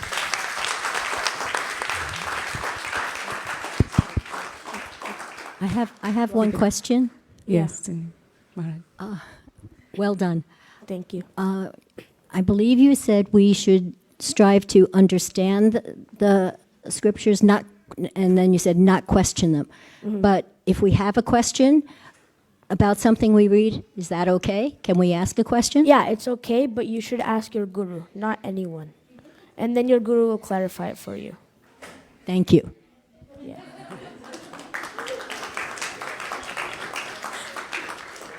Tadiya Seva Prabhu. Atharva, seeing the transformation in you from a hard to deal kid to a good speaker of Bhāgavatam is amazing job. Thank you. Thank you.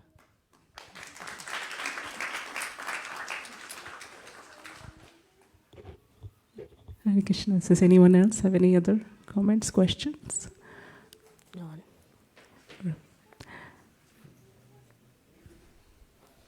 So, thank you, Atharva. There you go. I think it's important to mention, actually, Atharva was sick and probably not going to give this presentation, but then last 2 days, things turned around and he decided. So I told him it's okay if he has to read a little bit. He didn't get chance to, memorize or say things from memory. So that's the reason why he was reading out quite a bit.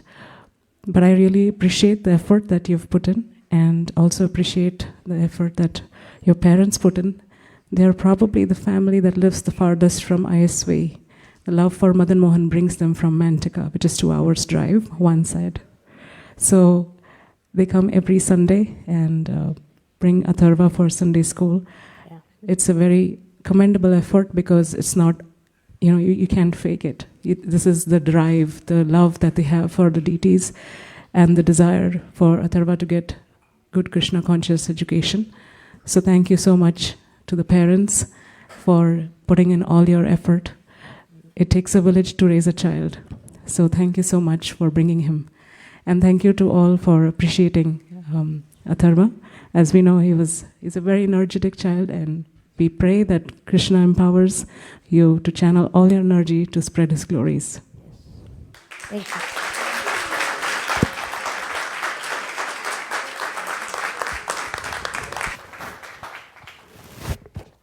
And now we have 2 announcements. One is from Bhakti Community, Pavani Bhakti.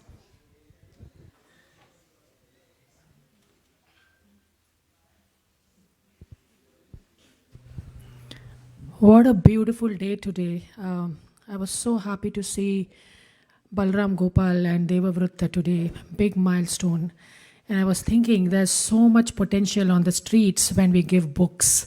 And the miracle happens when you connect the person who you're giving the books to a devotee. How Balram Gopal was connected to Devavrutta, and how there's every person is a potential pure devotee.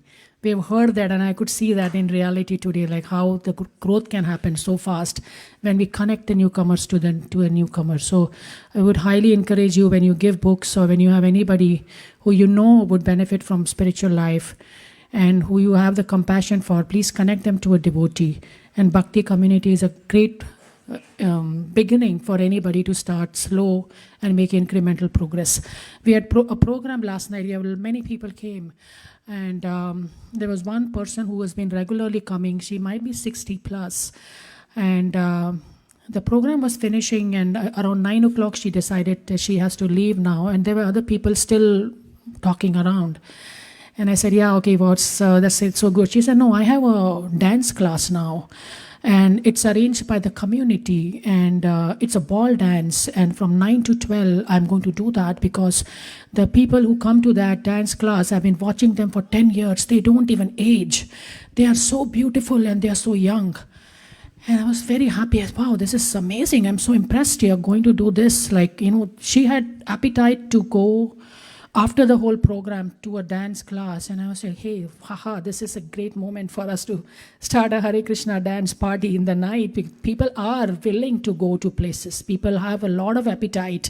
We are just underestimating them. So that gave me a lot of hope that, somebody can start a dance party at night, and we do the whole kirtan and dance, and people would be very happy to join. So that was really inspiring for me to see that people have potential, they have appetite, and let's keep that in mind. It's very important to know that, and just invite them shamelessly, fearlessly. Just invite them and they'll come. Hare Krishna.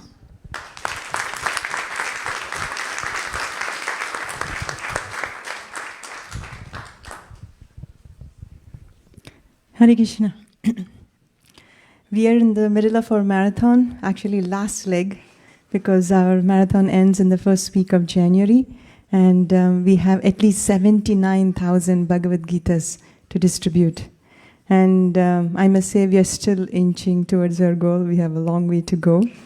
But just seeing the enthusiasm of the devotees trying their best, if each one does a little bit, it actually feels like it's not much effort, but a lot of things get done. Just wanted to share a few updates of how different devotees are trying different ways on helping for the marathon. Our Seattle team is back. I just wanted to welcome them, but they already left for book distribution again. So, Kautuk Karna Prabhu, Vaishnav Toshni Prabhu, Adinath Krishna Prabhu, and Ananga Gopika and Priyanka Mataji, they all went and they are back. They collected over $15,000 in just a weekend.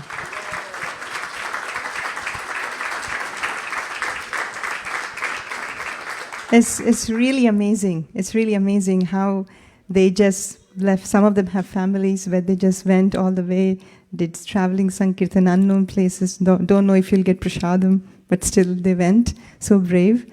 And we have a lot of opportunities here locally as well. Last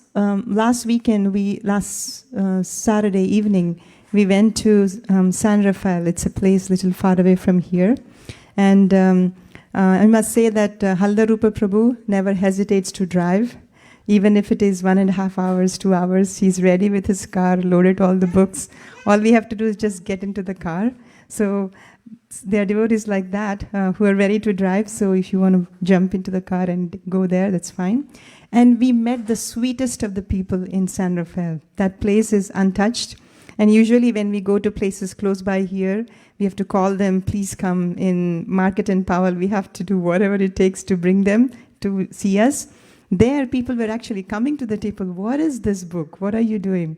And there was one person who said that who heard about the Hare Krishna Mahamantra many, many, many years ago. He traveled to India and everything, but he never read a Bhagavad Gita or owned a Bhagavad Gita or heard much about it.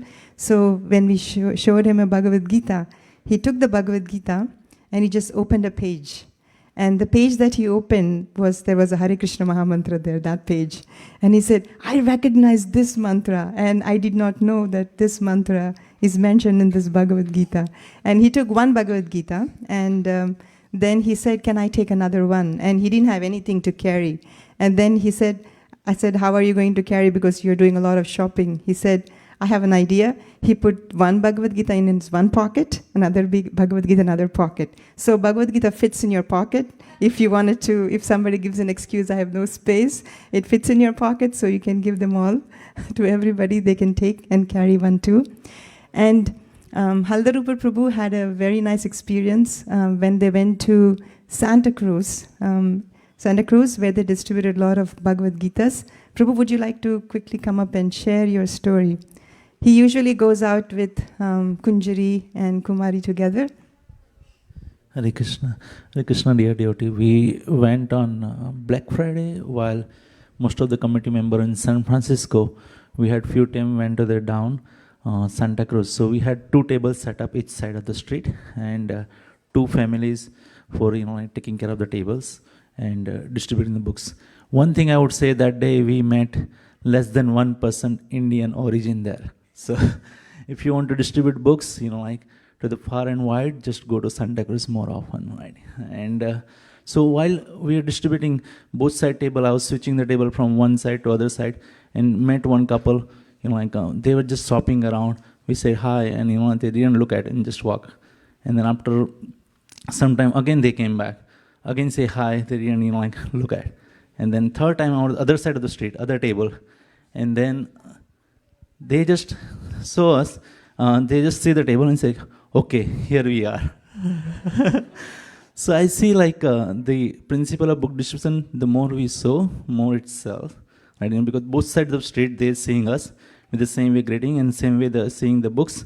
So they just came by, and by looking what is this book's about, we explain them Bhagavad Gitas and karma and meditations. And interestingly, our Achyuta Balaram Prabhu has put his clipboard there with some entries of donations from previous book distribution. So he had that, and then person look at that and he say oh, so we can donate also, right?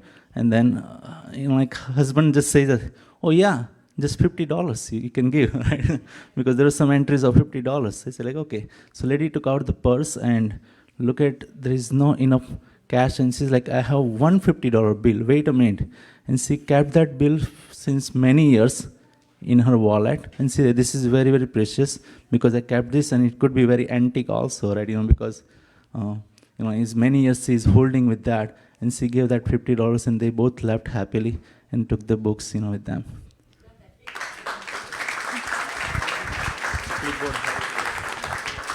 Yeah, he's just demonstrating how the clipboard works. And Mayaput Prabhu wants to also share. That $50, Kunjari is going to keep sake for it, because when its value changes to $10 million, she's going to give it to the temple. Thank you, Mataji. Hare Krishna, dear devotees. This is just a request. There is one more avenue for book distribution. So right now, Motel Gita has around 11,000 books of orders pending. So the way we do is, we have a team that gets the orders, and then there is another, same team. We also again contact the hotel owners, confirm it, and things like that. We do some due diligence before the books are dispatched, so they are not returned. Right now, we want to have our main team focus on getting more orders, especially for this month. So if any one of you are available, this is a service you can do sitting at your home. Just calling. It's not cold calling. It's calling and confirming existing orders. I'll spare the details in this discussion, but you can reach out to me or Malini Mataji and she can connect me. And it's very simple, at least for this month, and of course even beyond that. All we have to do is call the hotel owners, do certain logistic validations, and boom, we can dispatch the book. We want to do all these things before BBT shuts down in December, which will be in just a couple of weeks or maybe even sooner. So if you can help, please reach out. Thank you.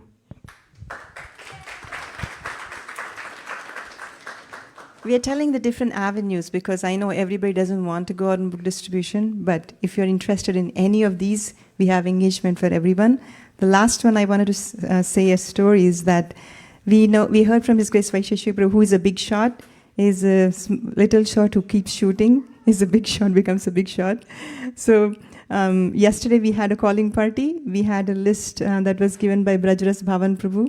We had a list of all the people, he just mined those contacts.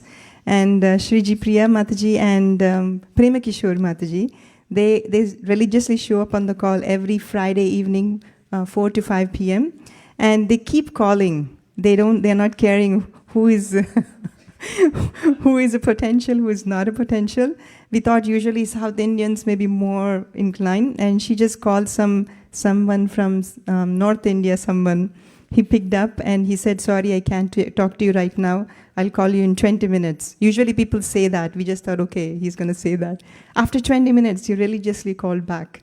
And he said, I am on a vacation right now. I'm sorry, I'm with my friends. I couldn't speak. But what is it about? And then she explained about the cause that we have at least 4.6 million Bhagavad Gitas to distribute. So we are doing this. He said, really? I want to help. Tell me how much I should give. And then he immediately, she said $120 for a case of Bhagavad Gita. He said, I will give you $150 now. And once I see what exactly you're doing, I'll give you more. So there are people, we are just calling. So you just have to sit at home. We'll give you the script. We'll give you the contact numbers, whatever you need. We will give you. And we also have a call where each other can inspire. So you don't have to feel like you're alone. So please join us. We have a long way to go. But I know that it can be done by mercy of Lord Chaitanya Mahaprabhu. Hare Krishna.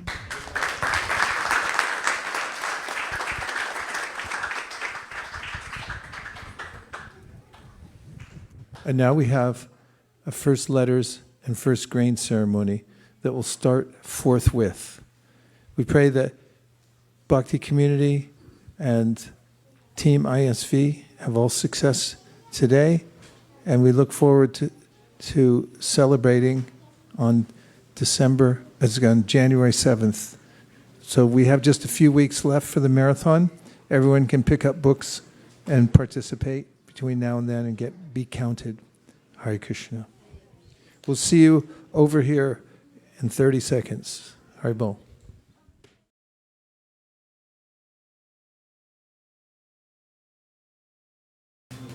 So first will be Prahlad, who's doing first letters today. And today's ceremony is notably a way of worshiping Krishna with all of our life's energies.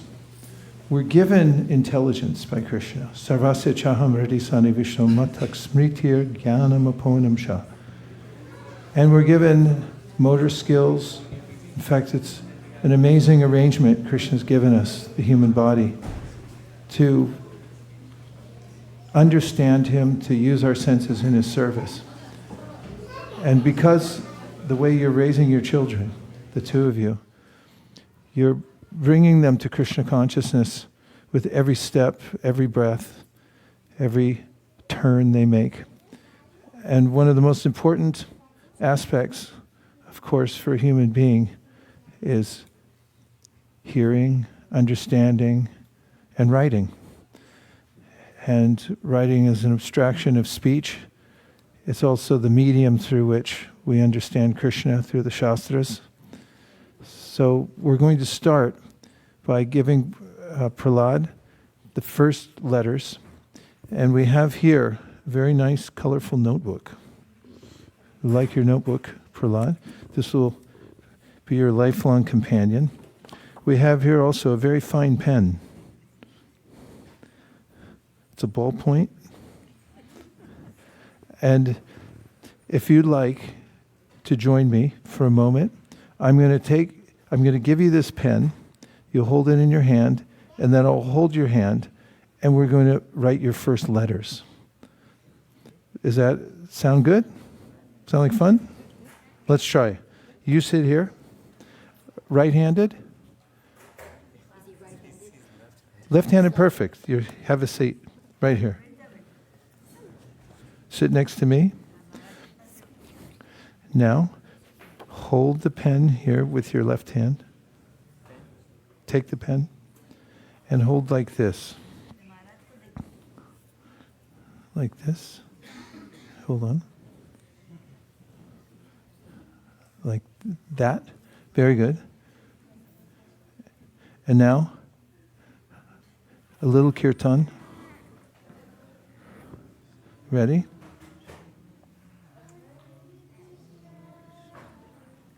Krishna Krishna Hare Hare Hare Rama Hare Rama Rama Rama Hare Hare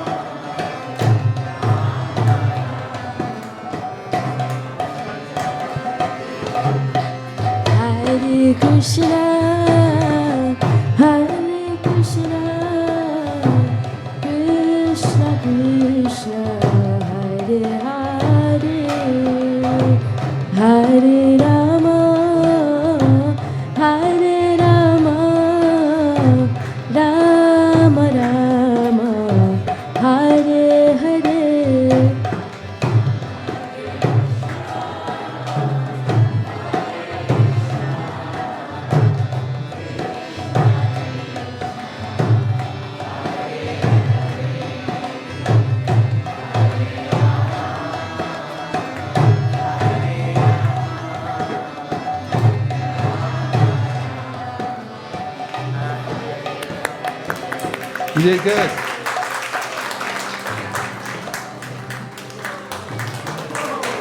A super achiever. Now, this will be your notebook. You write many more things here, okay? For you.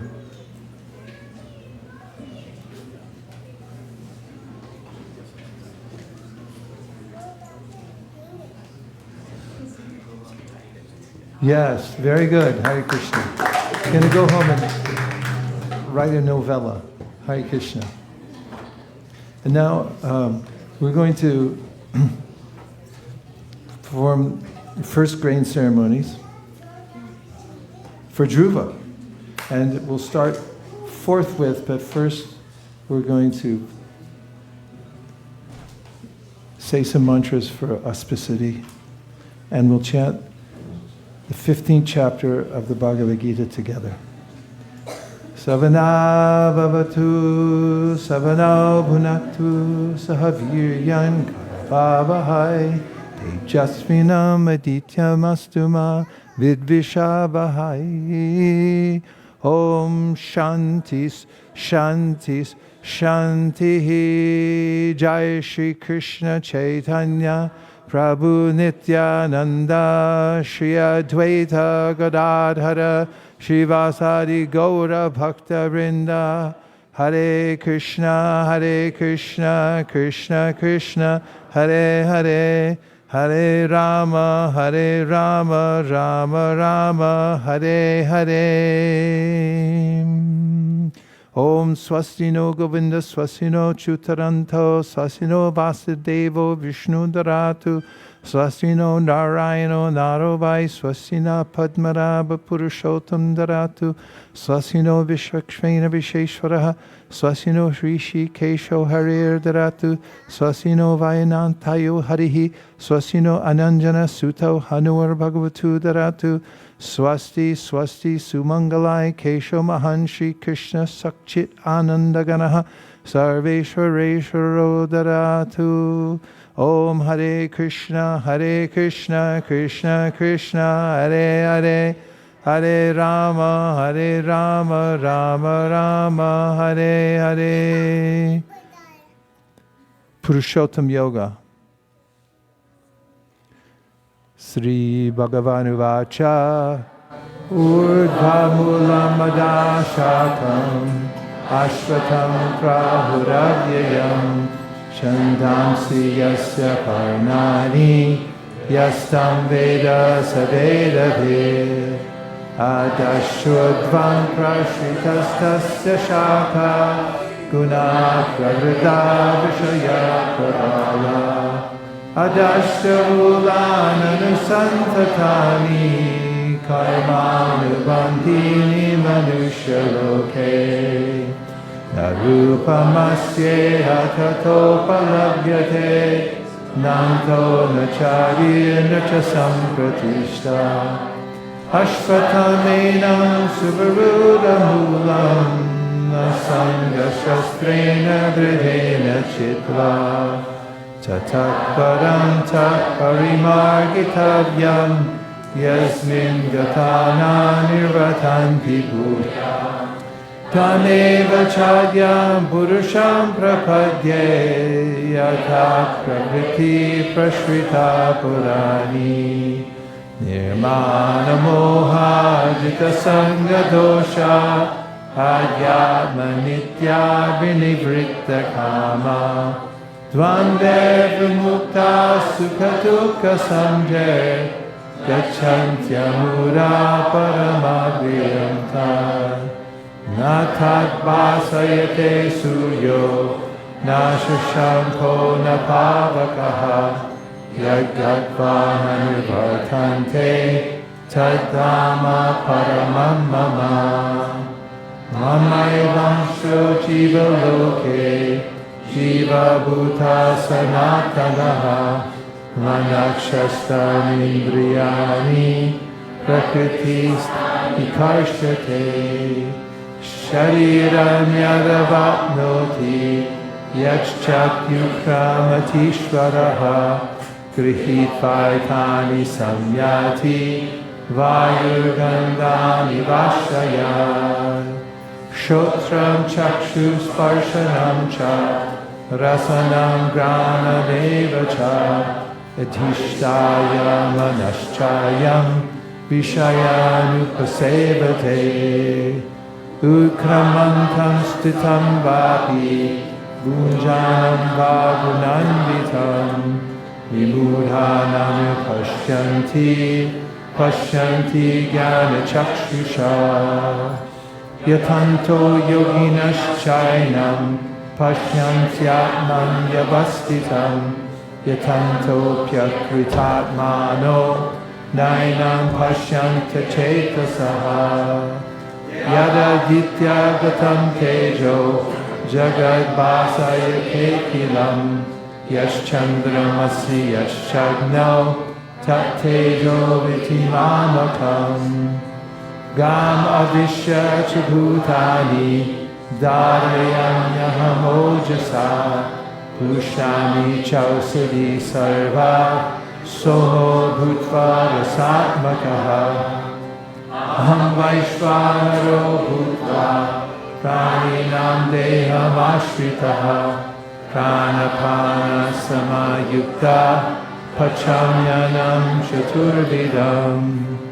Sarvasya chaham hridhi sannidhishto mattatsmiti jnanam apohanam cha Vedaisha sarve ahameva vedo Vedanta krit veda vedeva chaham Dvavima purusha loka shara shakshara eva cha Shara sarvani bhutani Kutasto shara uchate Uttama purushastvanya Paramatmetu dharitaha Yo lokatrayam avishya Vibhartavyaya ishvaraha Yasmat sharamatitoham Aksharara pichotamaha Atosmi loke vedecha Pratita Purushottama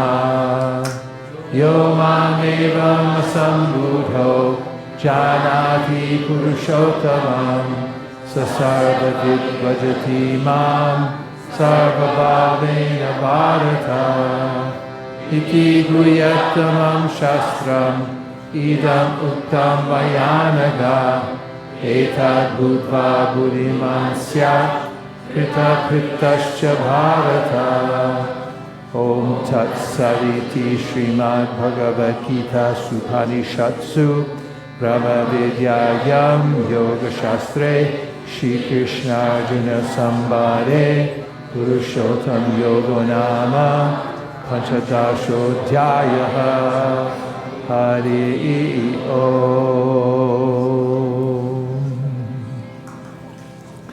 And now Dhruv, time for your first grains. We've prepared a special Mahaprasadam just for you. And we'll have a little kirtan.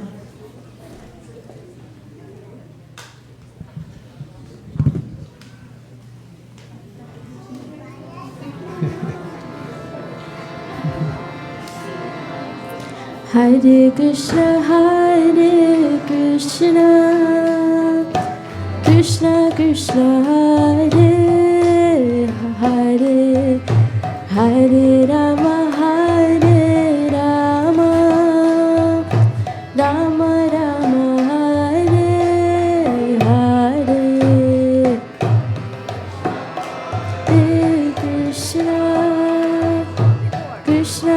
Krishna, Hare Hare, Hare Rama, Hare Rama, Rama Rama. Oh, Hare Krishna, Krishna Krishna, Hare Hare, Hare Rama, Hare Rama, Rama Rama, Hare Hare.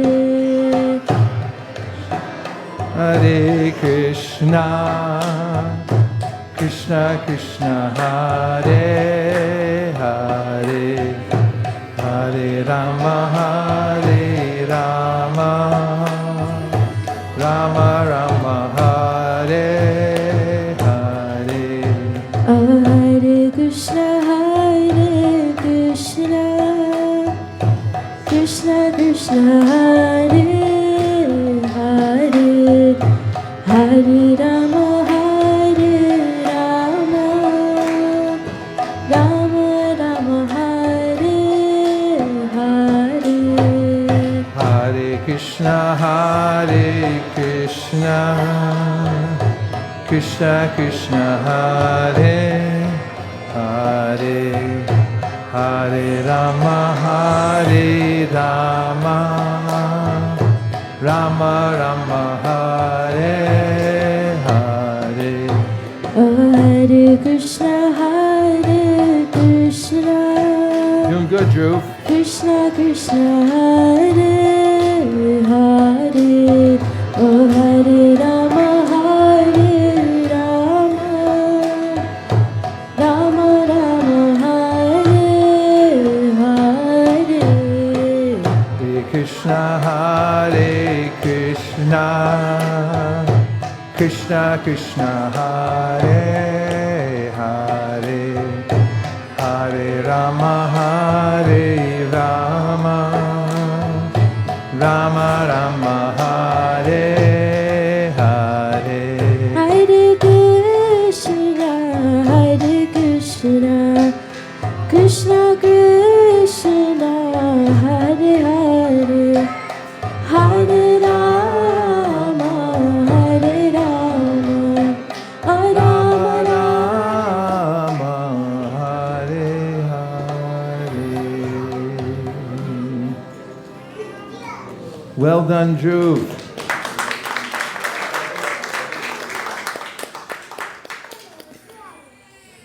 So, Dhruv, now we have no obligation whatsoever, but an opportunity.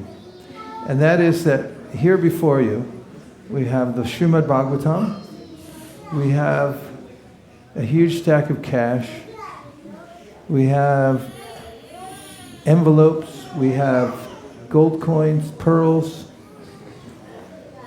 looks like emeralds and silver bangles. So now, please indicate to us what your future will be by sitting before them and choosing as you wish. Hare Krishna, Krishna Krishna, Hare Hare, Hare Ram, Hare. Dhruv has just given Dandavat obeisances to the Bhāgavatam. He's meditating deeply. He's inching towards the Srimad Bhāgavatam.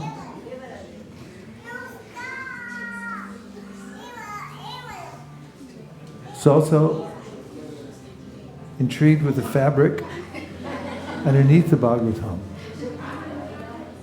Touched?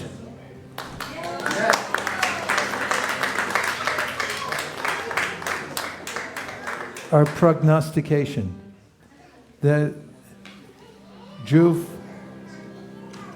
will have a light touch in life, and that would be humble, thoughtful, and always the purveyor of the truth by teaching reality distinguished from illusion for the welfare of all through the Srimad Bhāgavatam. And we pray to Srila Prabhupada that he may always be in the association of pure devotees, always have the holy name on his tongue and in his heart, and may become a great Vaishnava to spread Krishna consciousness all over the world, following in his footsteps of his elder brother, who will be an author and who will give great advice to people all over the world to surrender to Krishna. Thank you for considering our request. Om Tat Sat. Everyone agrees with these prayers in whole or in part on this day of December 6th. It is? December 6th, 2005. Please say Hare Krishna.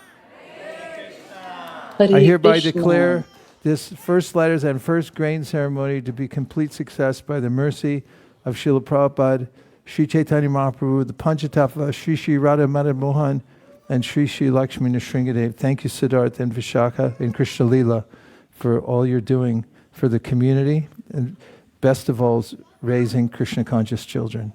Hare Krishna. Vanchakalpadabhishcha kripasinabhevacha patitanam bhavanibhyo vaishnavebhyo namo namaha. Anantakoti Vaishnavidiki Jai. Gaur Prem. Anande Hari Hari Bo. Thank you.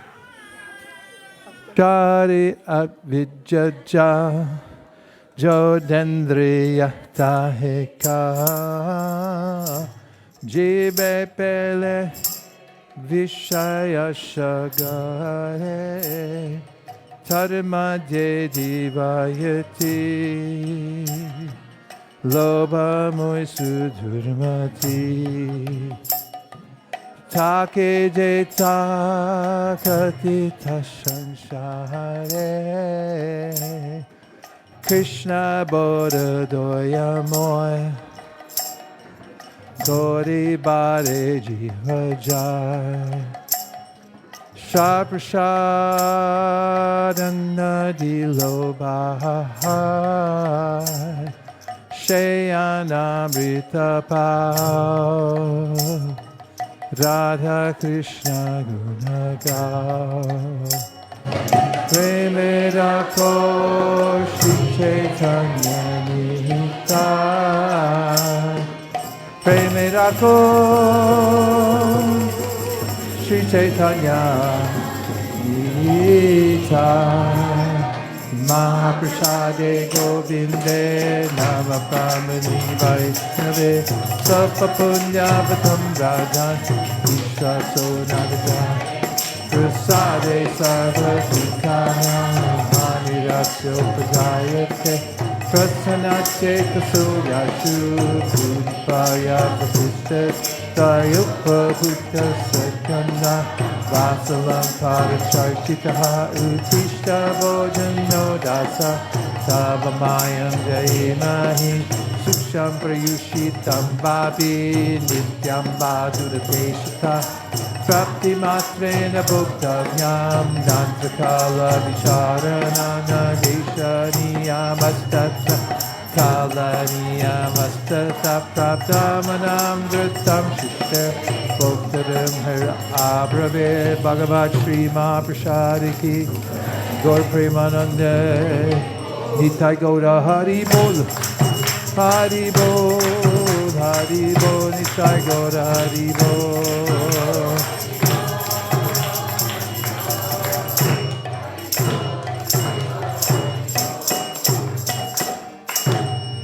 Please come take prasadam. Hare Krishna.